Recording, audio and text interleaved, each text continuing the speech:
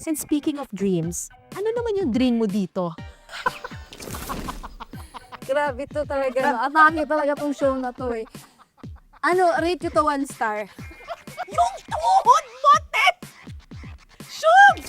Yung tuhod mo! Naubusan na kasi. Concealer yung tuhod mo! Hindi. Yung lotion yan. Yung lotion na pampaputi. Nung bata ka, na-insecure ka ba sa skin color Sobra. mo? Talaga? Sobra. Lalo na ano ko eh, verbally binubuli. Nigra. Bakit kailangan mong kumita at 11 years old? Na-instill po kasi sa utak ko na kailangan talaga makahanap ako ng pera. Kasi At 11? ano kami, isang kahig, isang tuka.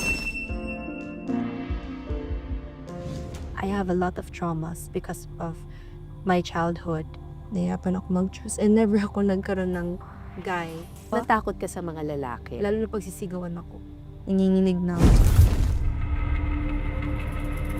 Naalala ko yung mga times na natatamaan ako pag sobrang violent na ng bata. Natatamaan ka? Yung galit ko po sa tatay ko, napunta sa kanya. Kasi, bakit hindi na kayang iwan yung tao niya? Ano po yan? Letter to ng mami mo sa'yo, binigay sa amin. I am sorry for the times I may have fallen short. I always did my best, but I know I wasn't perfect. Nobody is perfect, but your mom is perfect for you, Shoots. Always remember that.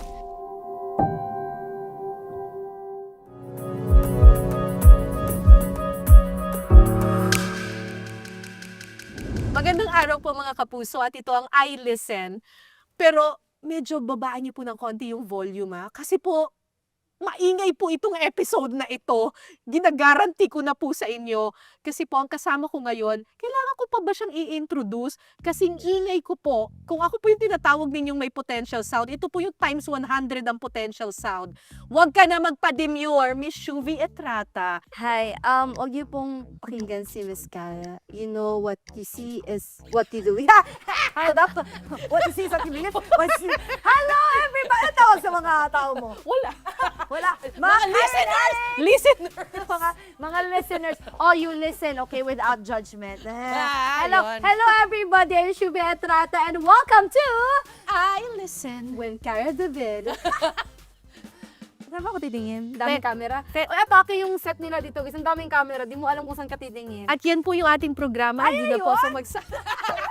Si Abi mo na lahat eh. Co-host dito. Sorry, ikaw pala. Sorry, ito pala. Shubs! Ano yun? Natutulog ka pa ba, te? Anong tulog? Yung 2 hours, 4 hours, or yung complete package? Yung complete package. Grabe, ang dami mong racket. Inavail ko yung complete package. Sabi daw sa December pa. So, abangan. No, but I'm really, really happy for you. No, thank you. Kasi, grabe, nashock ka ba? Hindi kasi, hindi talaga ako nag-expect. Hindi ka talaga Oo, nag-expect. kahit nung ano tayo na. Nung nagkita tayo. Yes, wala Oo. pa yun. Siguro, mabilang lang sa kamay yung endorsements ko noon. Oo. Well, okay na ako noon. Kasi sabi ko, ay, okay na. Winner na talaga. Oo. Sabi ko na winner. No, times 3, times 4, times 5. Hala, giatay ka diha. Hindi na talaga. So ngayon, Grateful ha. ilang beses, nakakatulog ka pa ba? Yung tulog na, December 2 hours. daw. Pero, hindi naman, exaggerated yun. Nakakatulog pa naman, hindi lang yung kompleto. Pero, okay lang. Okay lang. Okay lang kasi seasons po to, Miss Cara. So, What do you mean seasons? ang buhay po kasi ng pag-artista ay seasons. I would say, hindi lahat ng season is nasa ano ka. Parang, like a wheel. Sometimes you're in the up. Minsan nasa itaas, minsan nasa ibaba. Alam ko, and I'm also aware and I acknowledge that this season of my life, yun talaga yung season na walang pahinga. So, tanggap mo na darating ang panahon na hindi ka na sikat. Okay lang yun. Kasi may mga bago na naman darating. Di ba? Mapapalitan yan eh. Yung mga artista, hindi naman sa, ini-expect ko talaga na mawawala talaga akong gaysa. Hindi naman sa Okay. ganun. I just know and I'm also aware na ganun yung buhay ng mga artista. Sa industriyang ito, there's competition. There will be another you. It's just that, how will you maximize your era, your time? So, now that it's my time, I'm just gonna enjoy it, maximize it, invest, kung ano man, and enjoy the moment. Yun lang naman po yung... Pero bukod doon, alam ko may reason din kung bakit talagang parang kayod kabayo ka ngayon. Kasi may pinaghahandaan ka para sa pamilya mo. I'm just really happy po, and I would say talaga I'm in the point of my life right now na lahat ng pwedeng ibigay na blessing sa akin ni Lords, kukunin ko yan. Hindi para sa akin, kundi para sa pamilya ko po. Kumusta na ba yung pamilya mo? Alam ko nung last tayo nag-usap, sabi mo, ang pangarap ko lang ay mapatayuan sila ng tahanan, yung aking mga kapatid. Gaano ka nakalapit dun sa pangarap na yon? Maybe next year buo na siya. Next year buo na siya. Saan to? Sa Mindanao, and then bumili din ako sa Saan Cebu. sa Mindanao? Sa Bulumulok. Bulumulok! ETA ko ay mga next year.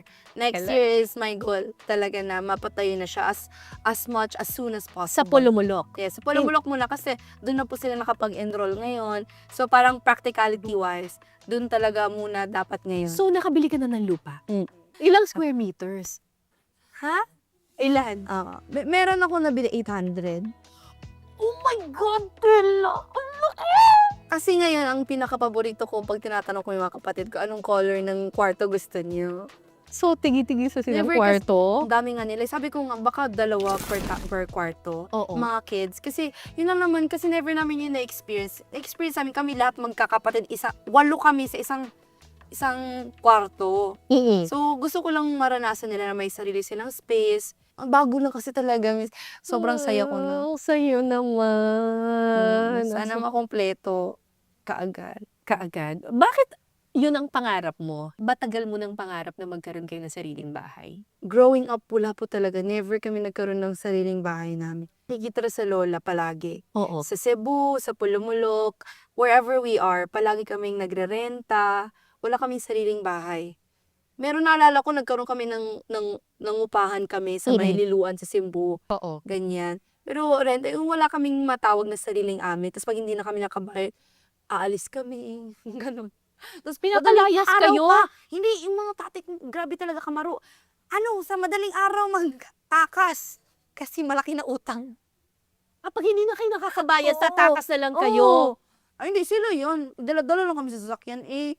Yung parents ko yan. Sasanay na kayo. So, nung bata ka, pinapangarap mo talaga yun? Kaya nga pinangarap ko po yung pagiging doktor kasi alam ko yun yung pinakamalaking sweldo, di ba? Oo. Pag nasa Oo. probinsya ka, either doctor or lawyer, dun ko pinush yung sarili ko para magkaroon ng malaking sweldo and eventually maka-abroad kasi yun yung di ba, yun yung mindset ng mga mga tao, mga probinsyanang kagaya ko, abroad is the key. At nag-take ka ng physical therapy. Kumusta na? Yung Ayun na. pag-physical therapy mo. Ayun na siya, parang ako na yung kailangan ng therapy na yun.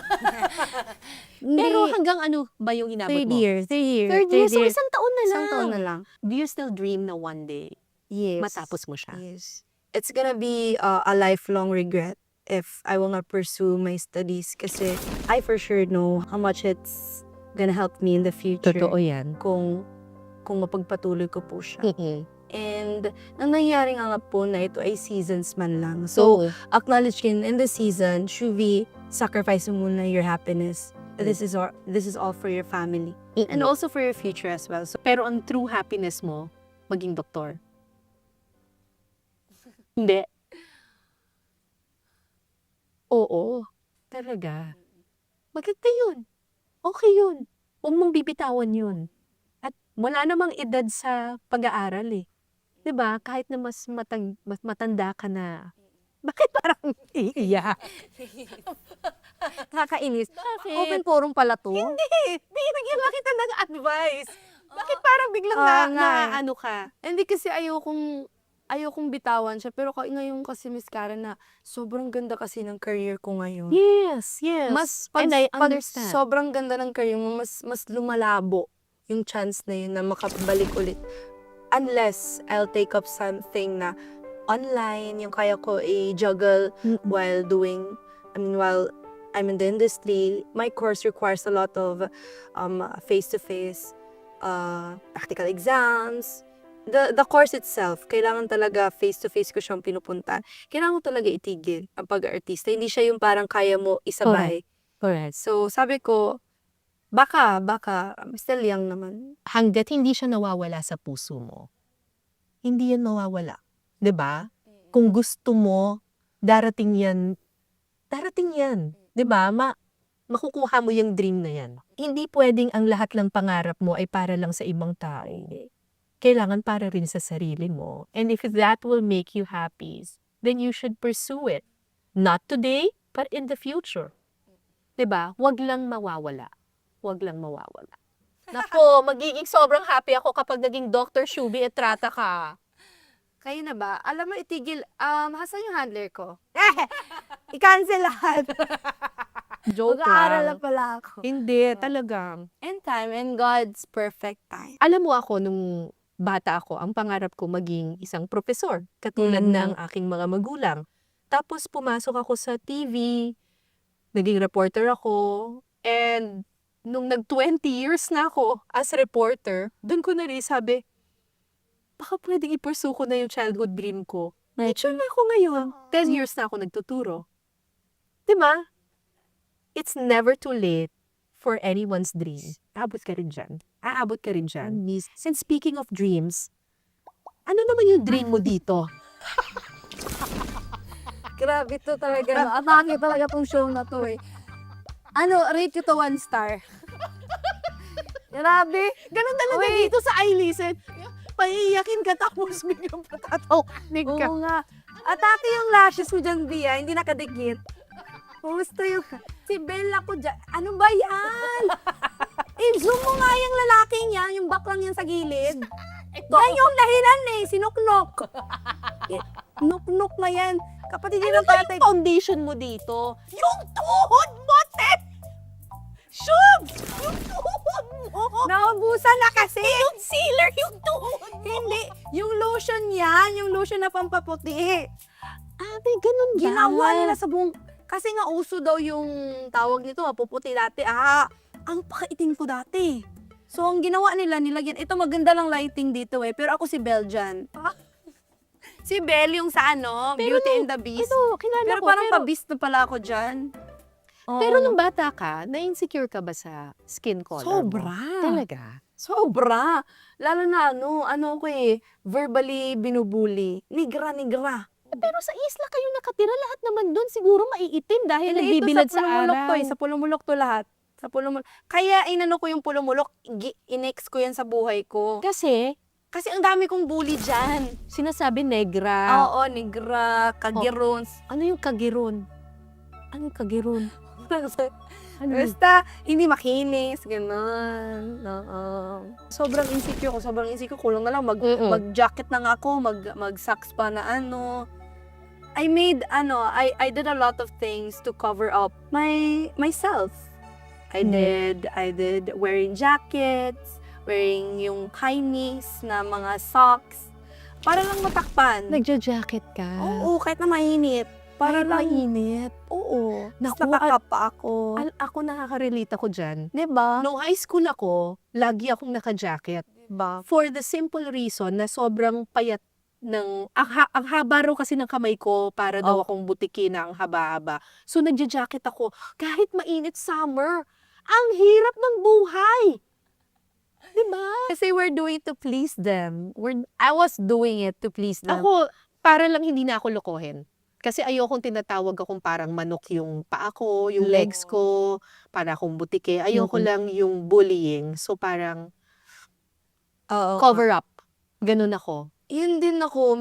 Etong grade 6 to na, grade 6 po ako nito na picture na to.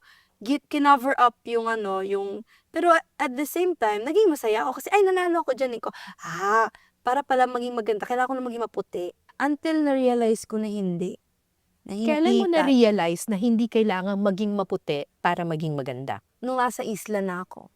Okay. Kasi after po nito, nag-away na naman yung parents ko, di ba? Oo. Nag-transfer na naman kami sa Cebu. Pag-transfer ko sa Cebu, grade 8. Yung grade 8 ako, feel ko nagdalaga na rin ako. Nung nagdalaga na ako, tapos, syempre, pag-transfer ka, parang ganda-gandahan ako. Magandang transfer, kumbaga. So, na-develop yung confidence ko sa isla. Kasi normal ako dun eh. Normal, maraming tan dun, maraming morena dun. So, I was normal there. In fact, I was actually, maganda doon. Maganda yung time na yun. Marami naliligaw sa akin. Doon ang dami naliligaw sa akin. Ang dami naghaharami. Naranahan ako sa quadrangle. Nahanap ko lang yung tamang place. Kung saan ako talaga, I felt like I belong. Kaya ako mahal na mahal ang isla. Kasi sila nagparamdam sa akin na kamahal-mahal ako. At naniwala ka ng maganda ka? Oo. Naniwala talaga ako because of that. Nag-misbantayan ako. Oh, yeah. Oo. Oo, nag-misbantayan I was ka. crowned. Ito naman, a national pageant, Hiyas ng Pilipinas. Oo. Dito in-embrace mo na talaga ang pagiging morena mo. Oo, pero sobrang bata ko pa dito, 18. Sobrang bata ko pa dyan. Pero in-embrace ko na, minahal ko na yung sarili ko dyan. Mas, natutunan ko po talagang mahalin yung sarili ko because also of beauty pageants. Kasi dun may, more than the physical appearance, it's my heart and it's my mind that's gonna be, that's gonna shine. Pero may isa pang reason kung bakit ka sumasali ng beauty pageants. Hindi lang to feel good about yourself, pero kasi kailangan mo ng pera. Yes. Before Paano racket, kumikita sa beauty pageant? si Kuya Glenn Noval. Si Kuya Glenn Noval po, Oo. makeup artist ko siya, /stylist. Dinadala niya ako sa mga pageant, yung mga barangayan. Na kung matalo mga kami, sure may 500 ka. Consolation prize. May consolation prize ba lahat ng sumasali? So kahit thank you girl ka, may 500. Yes. Pambigas na yun. Paano yung mga gown doon? Di ba gagastos ka rin Maraming doon? gown si Kuya Glenn. Libre lahat. So Attend rarampa na lang ka ako. lang. Oo, siya na lahat. Attend na lang ako. Pag manalo kami, Oo. edi hati kami. Magkano premyo pag sa barangay? 3,500, 5K. So ilang beauty pageant ang sinasalihan mo sa isang buwan? Hindi ko na maalala. As in talagang parang Oo. every Kulang month? na lahat ng barangay puntahan ko. Kahit hindi ka doon nakatira? Siyempre, i-joke yan na, ay, may ano siya dito, parente. Kunya! Tsaka meron mga pageant na open, na from different, ka, pwede yun. Meron ganun. Ilang Pupunta. taon ka nun? 12, 13. As early as 12 years old, nagpa-pageant ka na? Oo. Bakit kailangan mong kumita? Na-instill po kasi sa utak ko na kailangan talaga makahanap ako ng pera. Kasi, At 11? kami, isang kahig, isang tuka. Wala kaming sa makain. Ang dami namin, di ba? Nung mga time na yon, sapat lang yung kinikita ng tatay ko. Nag-OFW naman yung tatay ko, pero hindi masyado nagpapadala ng malaki. So, yung mom ko, napipilitan na, basta konti po. Growing up, I wouldn't say kasi Miss Karen, I've lived a very, very poor na, we were poor, pero at the same time, yung mom ko naman, mangungutang yan, ganyan. Kaya alam ko yung pangungutang, ang dami niya nautangan na pera, ang dami naming utang, kasi hirap kami sa pera. My parents had me at 19. So, wala sa kanila yung Family the planning. family planning. There were social media probably before when they were 19, pero they were not knowledgeable enough. Okay. So, probably that's why umabot po kami ng siyam. Tsaka mag-aaway yan sila, pero that's their makeup. Naging open ka na naman dito di ba? That there is domestic violence in your house. In the past. Di ba? In the past. And usually, syndrome kasi talaga yan. It's really a cycle na And it never stops. that it never stops. And pag nagme-makeup, usually, nagkakaroon ng bata. ng bata. Oo. So, growing up, you witnessed that. Yes. And now, how did that affect you? I have a lot of traumas because of my childhood. Oh. And right now, you're talking to a better version, Shuvi. Of course, yeah. I'm a little bit healed po ngayon, Miss Cara. Pero if ako po to 3 years ago, di talaga. I was actually trying to just end my life. Ganun po yung hirap na binigay po dinanas ko. Because of the trauma that you witnessed. And I felt the pressure of sustaining or providing for my family po. And may tas baka hindi ko kayanin, may mga doubts ako sa sarili ko. Ay baka hindi ko kaya maging breadwinner. Baka baka hindi ko kaya pag iasa nila to sa lahat sa akin. Kasi kilala ko sila, iasa nila lahat to sa akin. Baka hindi ko kayanin. Kailan mo sinabi sa sarili mo na ako na ang magiging breadwinner ng family na to? 3 years na po ako sa industry and maraming, alam mo yon, klase-klase ng breadwinner. Oo. Ako kasi nung una, I considered myself as breadwinner kasi time by time I give. I give something. And then nung nag-start ako sa content creation, yun yung pinag-awayan namin ng kaya po ako napalayas kasi nakuha. Kinuha niya yung, wala kasi akong ATM, wala akong ganon. So sa kanila dumadating yung pera na nakukuha ko from the brands, tapos nagagastos nila because of for our needs lang din. So yun yung time na bigay pa rin ako. Pero nung pumunta ako dito sa Manila, bigay pa rin ako. Hanggang sa na-realize ko, ay, naaabuso na ako. Nung naaabuso na po ako, nag-cut ako. Pero I was still giving secretly sa mga kapatid ko kasi I know how it feels not having anything, especially when you're studying.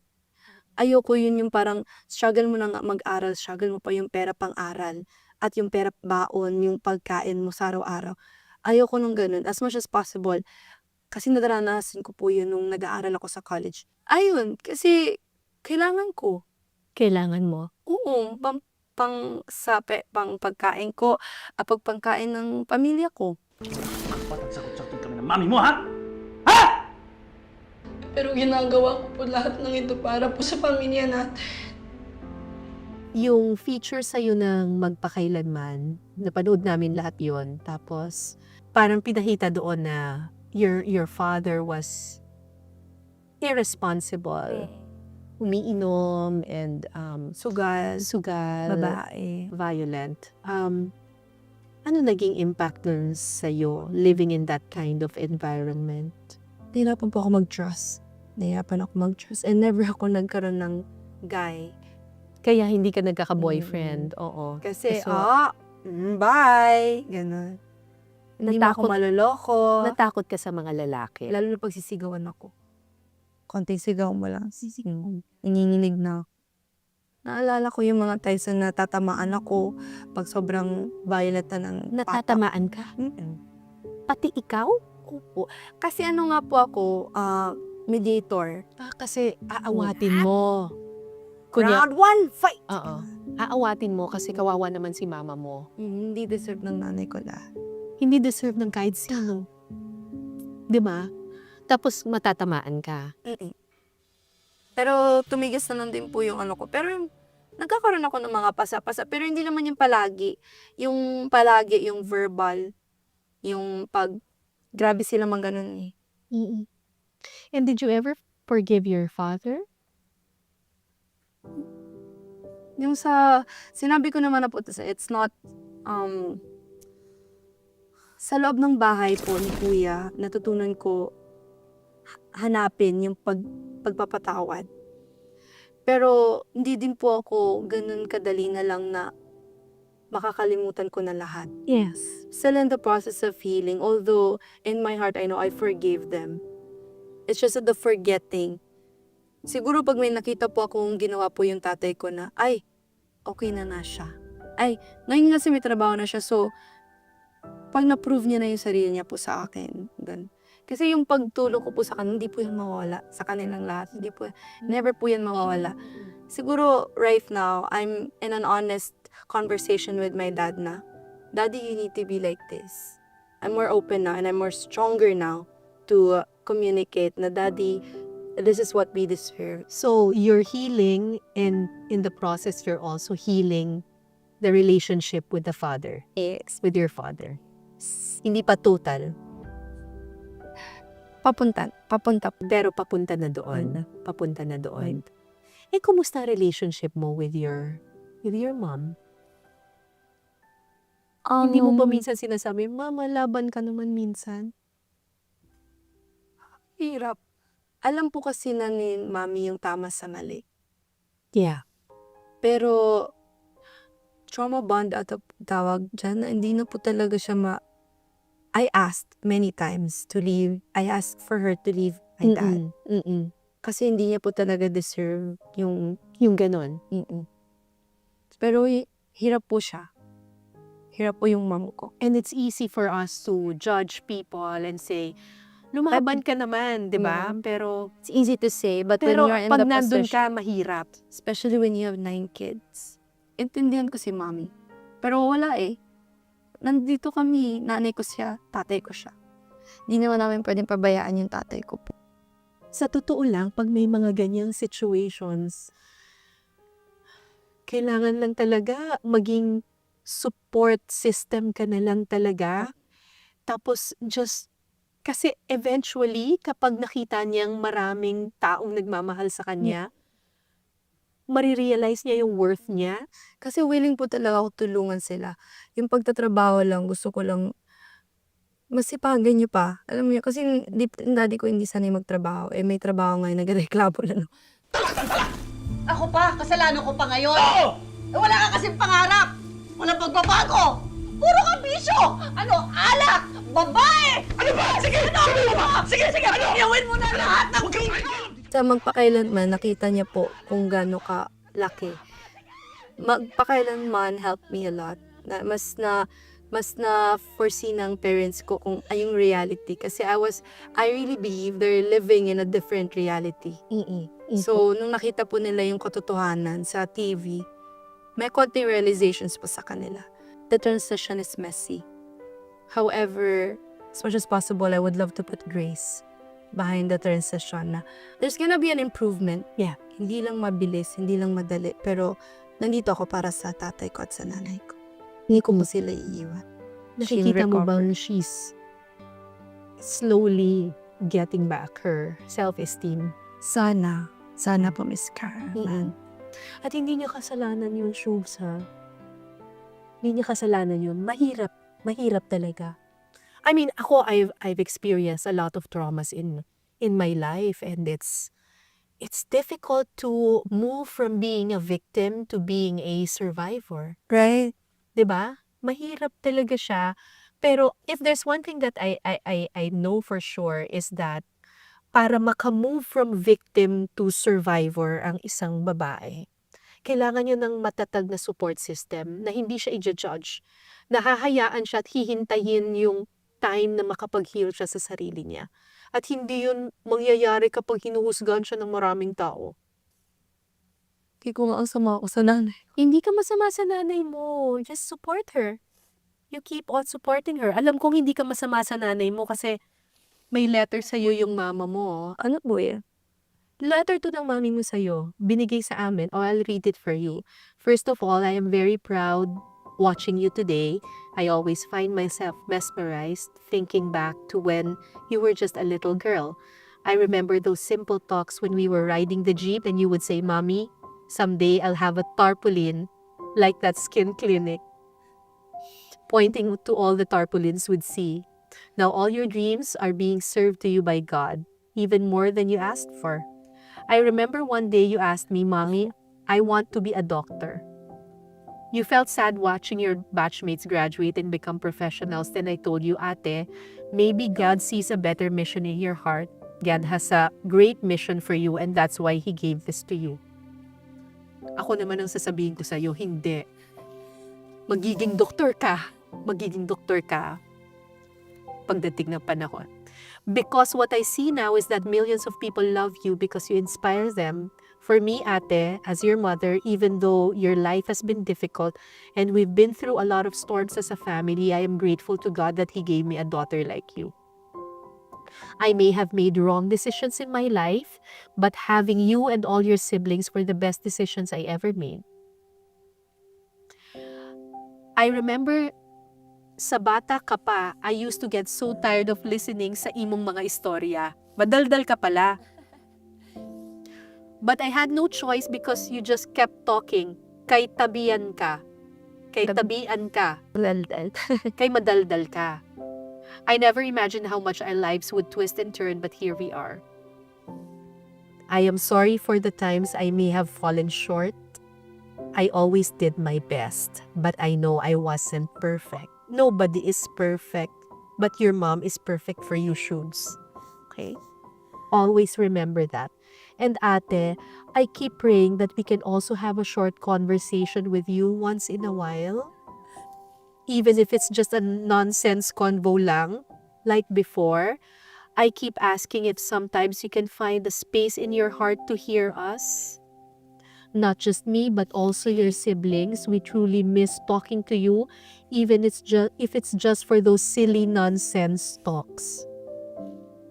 Handa ka namang kausapin sila, di ba? Kahit yung kababawan portions lang. I love you, anak. We might be separated because of work, but ate, always remember, I am always here for you. Whatever may happen, I am ready for you. Just one text, ate. If you need someone, I am here, and I will protect you forever. Lastly, ate, thank you for all the sacrifices you've made to help us, especially with your siblings' education. Love, Mommy.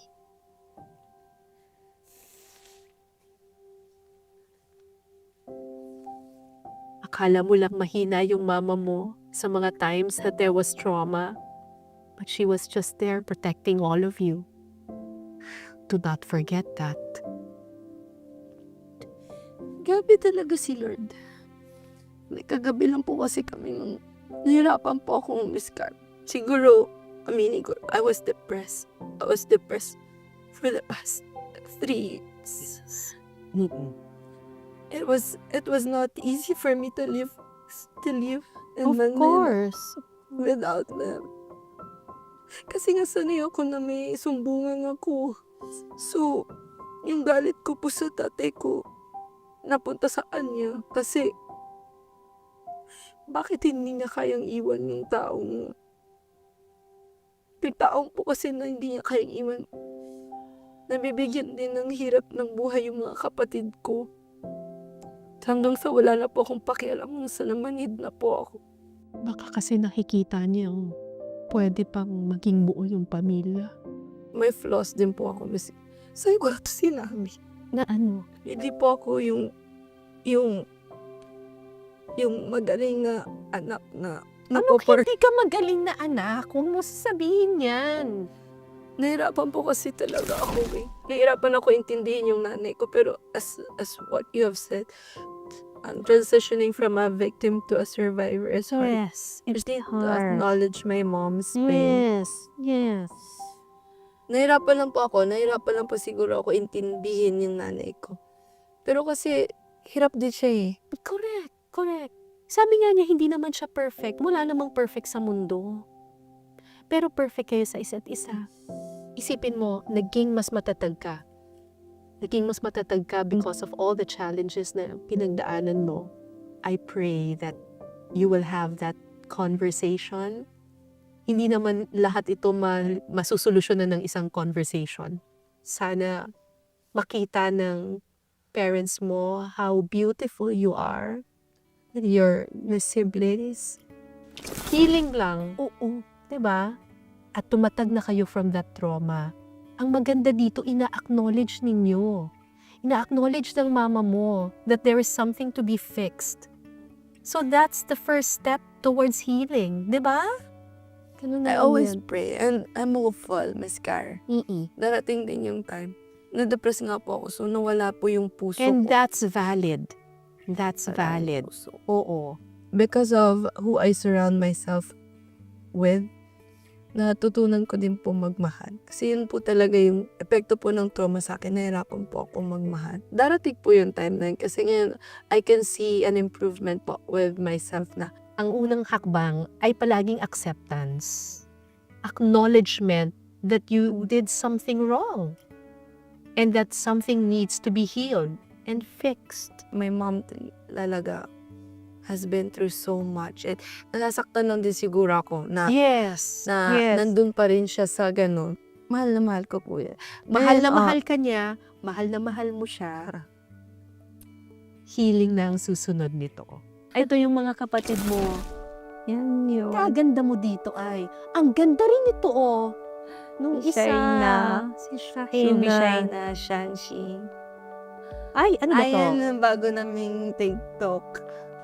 Oo Pero actually, maraming improvement this Cara. Nung pagbalik ko, maraming improvement. Oo. My mom, I saw, yung nagbago, hindi na siya mukhang ganun ka depressed, alam mo. Oo. Nag-basketball lumiwanag. kayo ng daddy mo, di Mas ba? lumiwanag. Mas The lumiwanag. future is really brighter now. That's nice. That's good. That's good. Ay! Ito yung Ito, nag-viral. ito yung, napanood ko to. Ano bang ginagawa mo dito? Ito yung Ito yung nag-viral. Oo, dyan ako nag-viral na ang followers ko sa TikTok ay 10. It went viral. For a day, it went 2 million views. Grabe. Tapos ang handle mo pa dito ay Shuvi Buang. Trend dito di ba? Trend yan, yung ilalagay mo lang yung cellphone, di ba? Tapos, move ka na, tapos susundan ka ng cellphone. camera. Ay, ganun ba?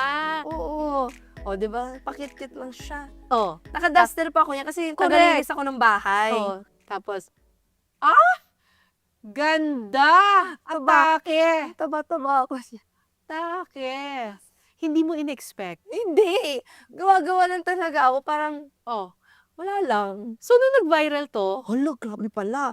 Tapos, nagsimula pa ako nun sa content creation, libre-libre, yung nagpapadala, ay, sige, send ako address ko, papadala sa Prada. Libre-libre ako, so nag 5,000. ano 5,000? 5,000, isang posting. Ang laki, di ba nun? Ano yun? Ano 5,000? Babayaran ka 5,000, tapos iti-TikTok mo lang yung Prada. Ang nangyari yun hanggang sa nag 20,000. Hanggang sa sabi ko, oy, ito na yun. Nova, alam mo, hahanapin kita pag sumikat talaga ako. Ang tagal mo nang nag-aano sa akin.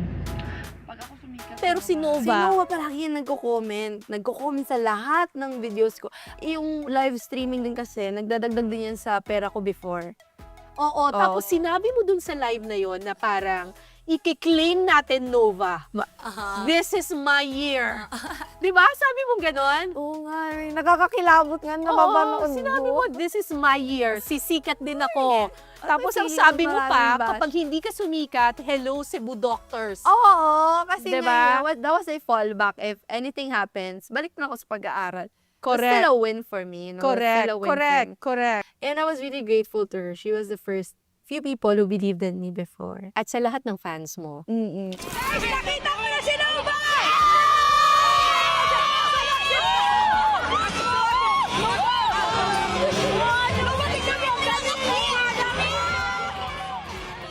Lahat ng buo-buo ng fandom ko, thank you so much for loving me. And I'm just really glad na minahal nila ako kung sino ako, Miss Cara. Sarap sa feeling na may nai-inspire ako at napapasaya akong tao. So, mga tao, so huwag kayong mag-alala, marami pa kayong aabangan at mahal na mahal ko kayo, tandaan niyo yan palagi. ako yung isa mong fan. Ito, yan yung isa mong fan. Nasa studio si Shuvi. Ito na yung pagkakataon ko magpa-picture.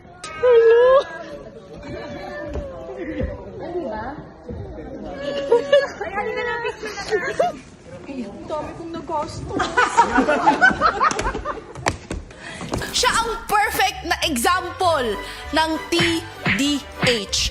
Tall? Check. Dark? Check. Handsome? So check!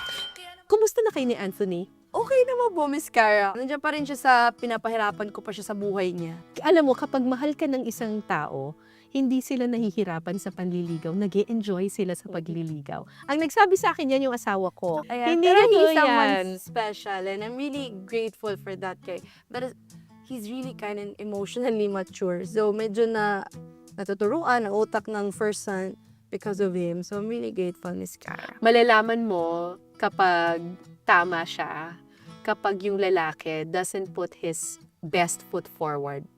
Yung kapag talagang natural na natural siya at komportableng ka sa kanya, komportable rin siya sa'yo. Yung hindi yung lagi siyang nagpapa-impress. Kahit nasagutin mo siya, ganun pa rin siya. And napag-usapan na rin namin yan. He respects my priorities and Mm-mm. family, career. Saka na talaga yung love life. Nandiyan naman siya nevertheless, sabi niya sa akin. I just want to thank you because you've inspired a lot of people. Ako, hindi ako usually nagfo-fangirling ng ganito. Pero when I saw you and I knew about your story, talagang sabi ko, sana manalo tong batang to. Kasi kapag nanalo siya, alam ko panalo rin yung pamilya niya. At panalo rin yung marami pang ibang batang babae na nai-insecure kasi akala nila hindi sila maganda, pero talaga maganda sila. Kaya thank you. Thank you for inspiring all of us and for being you. Mahal ka namin kasi totoo ka at sana hindi ka magbago. Guys, this is Miss Cara, everybody. Miss Cara, I have been a fan. Yung mo lang, nagkasama kami sa Maribeles. Hinihintay ko makita ka. Hinihintay ko makasama ka sa shoot. Kasi I'm really a fan. Work-wise, I would love to be you in the future. You're an inspiration to many. You are an inspiration Thank to you, many. I want to say Shoots. thank you. Because you also inspired me. Andito lang ako palagi para sa iyo. I love you. Okay. Thank you so much. Thank you so much. Andito lang ako and I'm always praying for your healing. Healing and happiness because you deserve it. Maraming salamat po sa pagtutok ninyo sa iListen. Magchichikahan pa kami ni Sylvie. Babay na. Bye-bye, everybody. Thank you.